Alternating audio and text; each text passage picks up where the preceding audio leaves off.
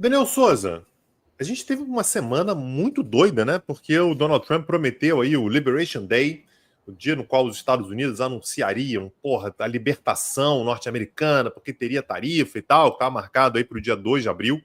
Houve uma ampla expectativa, até porque estava todo mundo meio curioso, né? Parecia nota de vestibular, né, Daniel? Como é que será que eu saí? Será que eu consegui pegar um lugar, melhor, pior e tal? E aí a gente descobre, Daniel, a maneira pela qual a conta foi feita, uma conta completamente aleatória, baseada ali, muito provavelmente, a gente falou sobre isso no bate-papo de ontem, né, dessa quinta-feira, muito provavelmente baseada ali em inteligência artificial, umas coisas meio estranhas, né?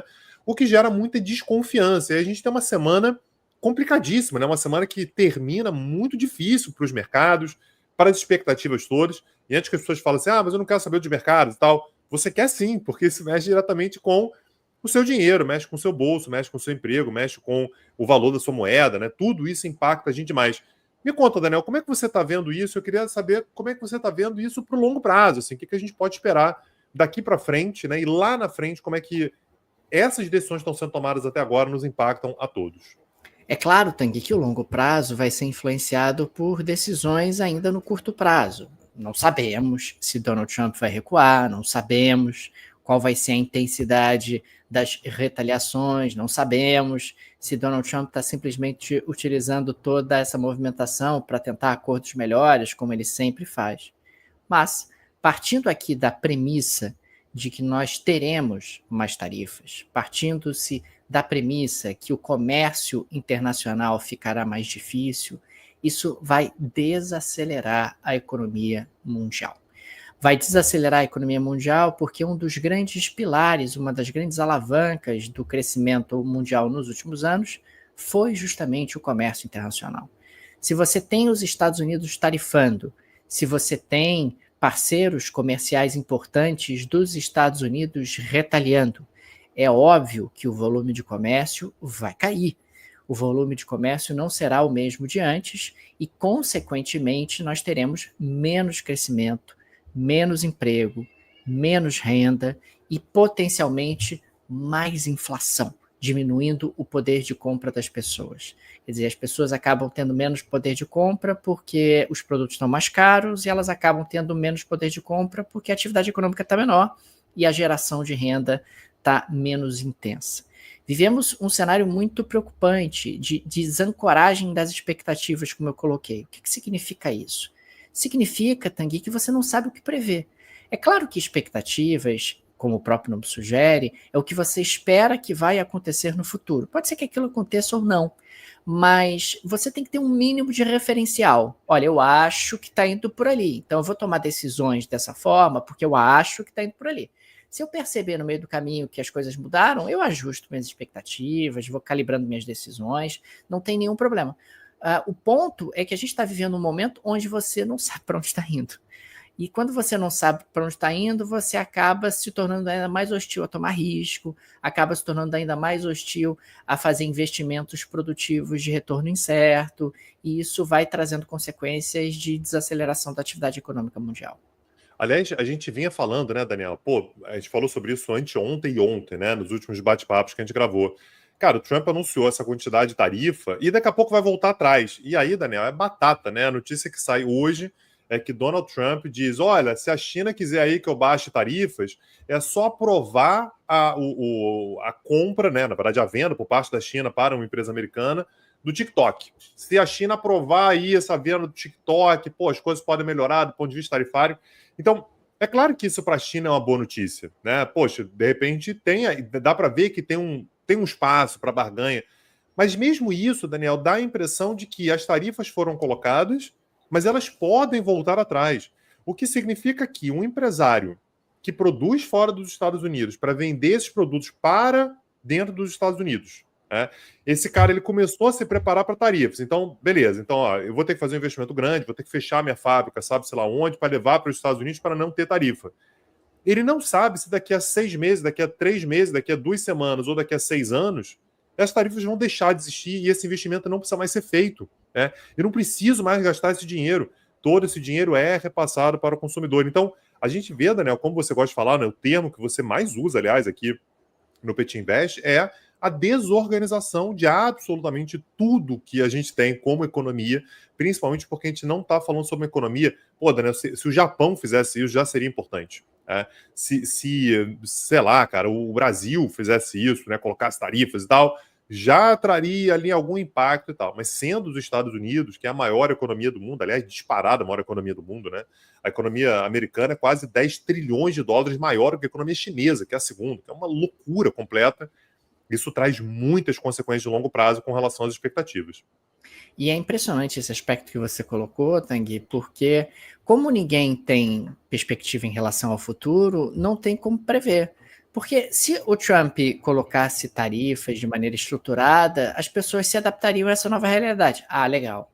O Trump colocou tarifas, as tarifas são para valer, as tarifas vão ficar. Bom, vou calcular aqui o que eu faço diante desse novo cenário, se eu trago para os Estados Unidos ou se eu pago realmente a tarifa, etc. Mas como ninguém tem a menor ideia do que vai ser feito, e aparentemente nem o governo dos Estados Unidos tem a menor ideia, porque ele vai improvisando, vai fazendo de acordo com o que acontece, você não tem como tomar uma decisão. Não tem como tomar uma decisão. Você vai trazer uma fábrica de volta para os Estados Unidos, tem que, exatamente como você colocou, e se a tarifa sair? Se a tarifa cair em 6 meses? Se a tarifa cair em 5 anos? Se a tarifa cair em 7 anos? Não faz nenhum sentido. Faria nenhum sentido trazer o seu investimento de volta para os Estados Unidos, se é que trazer o seu investimento de volta para os Estados Unidos é algo viável, né? Porque, puxa, eu vou montar iPhone nos Estados Unidos e vou vender por $2.000, eu não vou conseguir vender. Não vou conseguir vender por $2.000. Ou então, eu vou trazer tênis da Nike para os Estados Unidos e vou vender também por valores bem mais altos. Será que eu vou conseguir vender? Será que o consumidor americano vai comprar? Quer dizer, e como é que fica a minha atuação em outras partes do mundo? Como é que fica realmente a minha presença? A gente está falando muitas vezes de marcas globais, marcas que têm atuações em muitos países. É muito sério o que está acontecendo. É muito, muito sério. De novo, a gente diz isso aqui com frequência. O Trump tem legitimidade para aumentar tarifas? Lógico que tem. Ele foi eleito. Ele disse que ia aumentar tarifas, etc. Mas faça isso de forma minimamente organizada. Trace um plano. Diga como isso vai ser feito, diga quais são os setores e, acima de tudo, mantenha o que está sendo dito. Mas o Trump não consegue, né, Tanguy? Porque o Trump a vida toda negociou dessa forma. Negociou na imprevisibilidade, negociou no esticar corda para obter as máximas vantagens possíveis. O problema é que quando você é presidente dos Estados Unidos, isso traz consequências econômicas sérias, porque sinalizações resultam, né? Sinalizações têm impacto. E a gente está falando sobre alguém também que quer estar sempre na manchete, né? Então, depois de uma decisão como essa, o normal, né, o natural seria passar algum tempo só deixando as coisas acontecerem. Agora eu vou deixar as coisas, mas ele continua fazendo anúncio atrás de anúncio, anúncio atrás de anúncio. E aí, Daniel, uma coisa que a gente já comentou aqui, mas eu acho importante retomar, é que o Trump ele costuma fazer uma comparação com o McKinley, né, que foi presidente dos Estados Unidos na virada do século XIX para o século XX, que foi um cara que teve uma estratégia parecida, de aumentar tarifas e tudo, e deixar, portanto, o mercado americano se autoalimentar. Né? Então você vai ter indústria nos Estados Unidos que vai se aproveitar do próprio mercado consumidor americano, que é muito grande, empresas de fora não vão ter dificuldade de entrar nos Estados Unidos, e, portanto, você gera ali uma máquina de ganho de competitividade.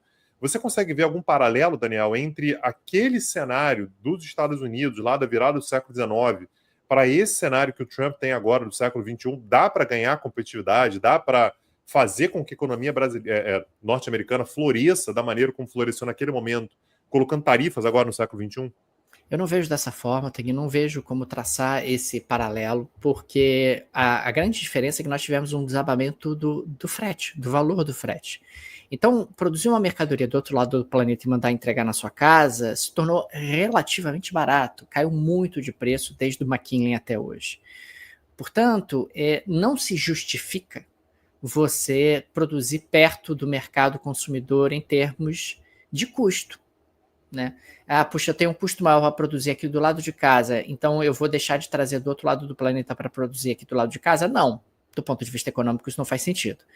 Pode fazer sentido do ponto de vista estratégico, pode fazer sentido do ponto de vista de segurança, pode fazer sentido do ponto de vista geopolítico, mas do ponto de vista econômico, isso não faz sentido. E quando a gente olha para o Trump, ele coloca tarifas sobre todo mundo. Quer dizer, é diferente de você dizer, olha, eu coloquei tarifas só sobre a China porque a China me ameaça e tal, eu não quero que ela alcance meu PIB.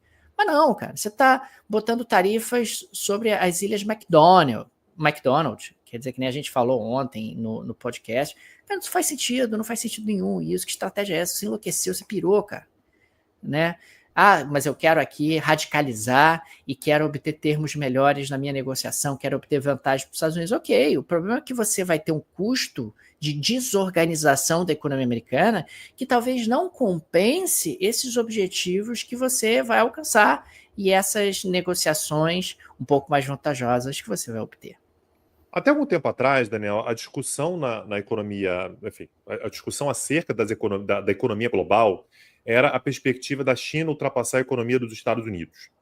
E, nitidamente, no primeiro mandato do Trump, ele teve uma lógica de dar uma bagunçada na economia, colocar tarifa, se aproximar de um, se afastar de outro e tal, que desorganizou uma economia que era exatamente o ambiente natural do crescimento chinês. A China vinha crescendo, crescendo, crescendo, crescendo, se bagunça tudo, a China cresce um pouquinho menos, o que de fato aconteceu, os Estados Unidos já crescem relativamente pouco mesmo, claro, tem um PIB muito grande, crescer 2% é pouco, mas para os Estados Unidos faz uma enorme diferença. Mas é 2% e, portanto, de quase 30 trilhões, né? Pois é. Então a distância ela para de diminuir. O problema, Daniel, é que a diferença entre o remédio e o veneno é a dose, né? Se você bagunçar demais, é capaz de os Estados Unidos ficarem marcados como a causa do problema global e todo mundo começar a se aproximar da China. Aliás, isso já vinha acontecendo antes das tarifas, né? A gente falou recentemente da França, por exemplo, que ao longo dos últimos tempos vinha sendo absolutamente refratária a aproximação à China, pô, a China é um perigo, um problema e tal, e de repente você tem uma França e fala assim, ô China, negociar, vamos tentar ir, se aproximar e tudo. Então, esse é uma aposta muito alta que o Trump faz de repente, deixar de ser apenas uma bagunça que possa dificultar o crescimento chinês, ainda que dificulte um pouquinho o crescimento norte-americano também, para ser algo que politicamente coloque a China como uma alternativa muito mais segura para vários, inclusive, aliados americanos. Eu consigo imaginar nesse momento totalmente o Canadá buscando uma aproximação à China como alternativa aos Estados Unidos. O que seria impensável até bem pouco tempo atrás. Faz total sentido. Quer dizer, você acaba esvaziando o poder dos americanos. Porque, Tanguy, uma coisa é o Donald Trump ter lá uma empresa do setor imobiliário em Nova York, no Brooklyn, e ficar pressionando os concorrentes dele. Ou mesmo fazer isso em Manhattan, como ele chegou a avançar e tal. Outra coisa é fazer isso com o Canadá, é fazer isso com a União Europeia. Os caras vão olhar para os Estados Unidos, Estados Unidos, adoro você, mas eu vou cuidar da minha vida, né? Porque eu não vou ficar aqui sendo maltratado por você. A aposta do Trump, que me parece uma aposta que parte de uma premissa errada, e aí é uma opinião pessoal, é que os Estados Unidos são absolutamente incontornáveis. Exato. Incontornáveis. E não me parece que seja assim. E pior, eu acho que esse posicionamento dos Estados Unidos faz com que eles sejam ainda mais contornáveis. Né? Talvez eles fossem incontornáveis, Tanguy, em 92, em 93. Mas em 2025, eles não são exatamente incontornáveis como acontecia no passado. Um exemplo disso é o próprio Brasil. Os Estados Unidos hoje representam o quê? 16%, 17% das exportações brasileiras? Os Estados Unidos foram os maiores parceiros comerciais do Brasil, Daniel, de 1916 até 2009, todos os anos, é quase um século, né?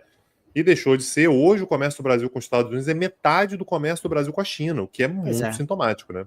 16, 17% é muita coisa. Claro que é muita coisa. É um parceiro comercial super relevante e tal, mas não é um parceiro comercial vital, né? É um parceiro comercial absolutamente incontornável. Talvez ele seja incontornável para o México e para o Canadá.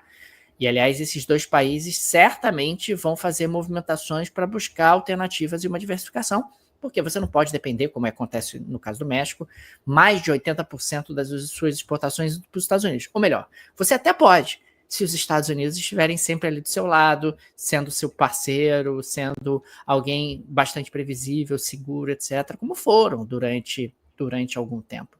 Mas existe aí uma possibilidade de um certo isolamento dos Estados Unidos. Aliás, o Trump quer isso e talvez ele consiga. E o problema é que isso também diminui o poder geopolítico, o poder e a presença dos Estados Unidos ao redor do mundo, e pode fragilizar o próprio dólar, né? O dólar, que já não tem a mesma hegemonia da década de 90, embora ainda seja hegemônico, pode começar a ficar cada vez mais fragilizado. Aliás, nessa semana vimos um derretimento do dólar. O dólar perdeu valor até em relação ao real. E é interessante porque você olha que a cotação do real em relação ao euro está mais ou menos a mesma. Mas o dólar caiu muito. Ou seja, quem está desvalorizando é o dólar. O dólar é que está perdendo força, e isso também é um elemento que pode fragilizar a hegemonia da moeda americana. Então, Daniel, a gente está presenciando um momento histórico, né? A gente está, de fato, vendo uma mudança tectônica na política internacional. Isso não é apenas algo de curto prazo. Daqui a pouco os Estados Unidos voltam atrás e volta tudo ao normal. Não é. Isso gera uma certa desconfiança, os outros países ficam mais ressabiados, e a gente vai acompanhar tudo aqui, tanto no bate-papo quanto no Petit Invest.